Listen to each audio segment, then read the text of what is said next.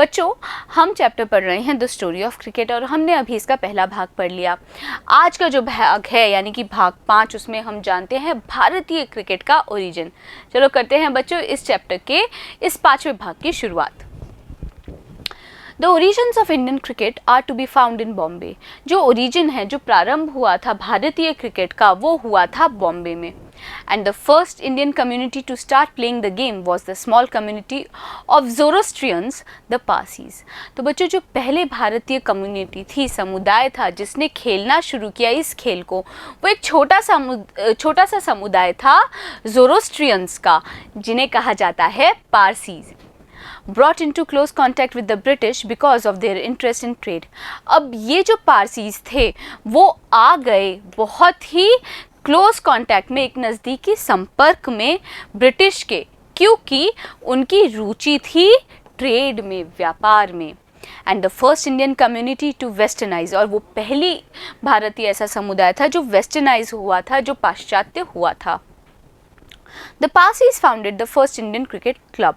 तो पारसीज ने ही क्या की थी बच्चों? स्थापना की थी भारत के पहले क्रिकेट क्लब की, द ओरिएंटल क्रिकेट क्लब। उस क्लब का नाम क्या था जो भारत का पहला क्लब था? Oriental cricket club in Bombay in 1848, और ये हुई थी बॉम्बे के अंदर 1848 में। तो बच्चों यहाँ पे देखिए हमने क्या क्या शब्द पढ़े।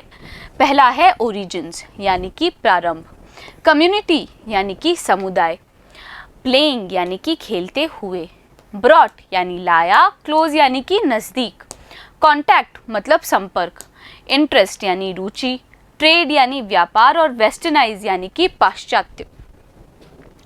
Parsi clubs were funded and sponsored by Parsi businessman like the Tatas and the वाडियास।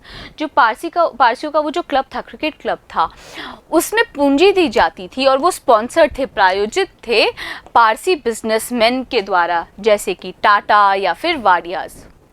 The white cricket elite in India offered no help to the enthusiastic Parsis। अब जो गोरे क्रिकेट एलीट थे यानी कि सम्राट व्यक्ति थे, जो गोरे थे, जो खेलते थे क्रिकेट, उन्होंने पेशकश नहीं की किसी भी प्रकार की मदद की उन एंथुजियास्टिक, उन उत्साही पारसियों की। इनफैक्ट यहाँ तक कि there was a quarrel between the Bombay Gymkhana, एक विवाद हो गया बॉम्बे जिमखाना के बीच में, अ वाइट्स ओनली क्लब, जो एक ऐसा क्लब था जहाँ पे केवल गोरे अंग्रेज ही खेलते थे, and the Parsi cricketers over the use of a public park. और ये जो लड़ाई हुई थी बॉम्बे जिमखाना की, वो किससे हुई थी? पारसी के क्रिकेटर्स से। क्यों हुई थी? क्योंकि इस्तेमाल को लेकर एक पब्लिक पार्क के। द पारसीज कंप्लेन, जो पारसी थे उन्होंने शिकायत की थी that the park was left unfit for cricket.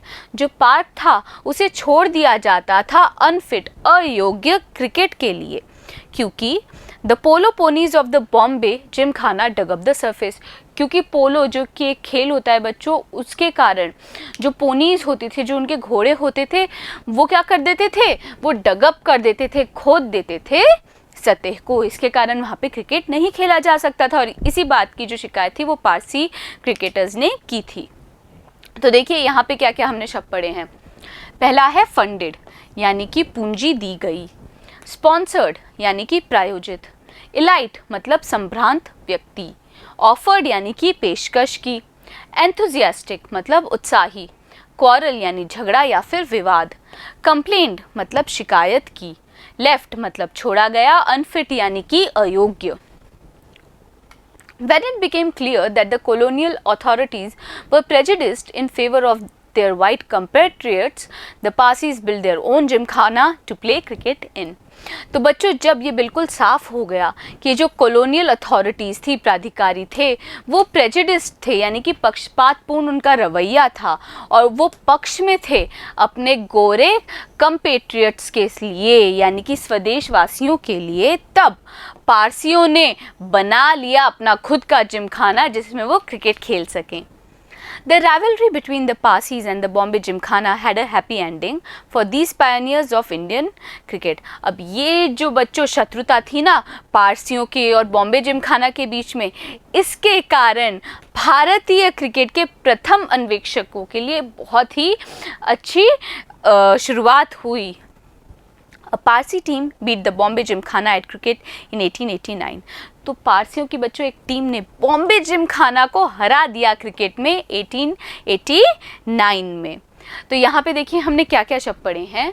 पहला है डगअप यानी कि खोदना, फिर है सरफेस यानी सतह, क्लियर मतलब साफ, अथॉरिटीज मतलब प्राधिकारी, प्रेजुडिस्ड मतलब पक्षपातपूर्ण, फेवर यानी पक्ष, कंपेट्रियट्स मतलब स्वदेशवासी, बिल्ट यानी बनाया, राइवलरी यानी कि प्रतिद्वंदिता या फिर दुश्मनी, पायनियर्स मतलब प्रथम अन्वेषक। जस्ट 4 years आफ्टर, तो बच्चों पारसियों की टीम ने कब हरा दिया? 1889 में, 4 साल बाद। The foundation of Indian National Congress in 1885। 1885 में क्या हुआ था? फाउंडेशन पड़ी थी, नींव पड़ी थी भारतीय कांग्रेस की। उसके 4 साल बाद ही पारसियों ने हरा दिया था बॉम्बे जिमखाना को।